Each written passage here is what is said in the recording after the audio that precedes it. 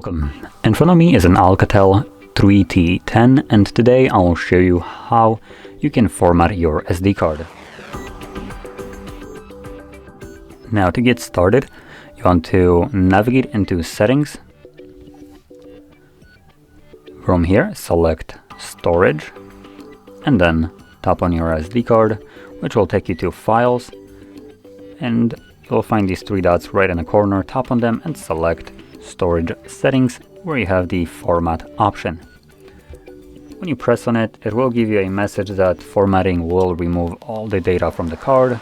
So obviously, if you don't want to lose some of the data that is stored on the card, make a backup copy of it before you begin. Otherwise, you can proceed right away by selecting Erase and Format. This will begin a process which only takes a couple seconds to finish up and should be right about done. There we go. So click on done and that's it. So if you found this video helpful, don't forget to hit like, subscribe, and thanks for watching.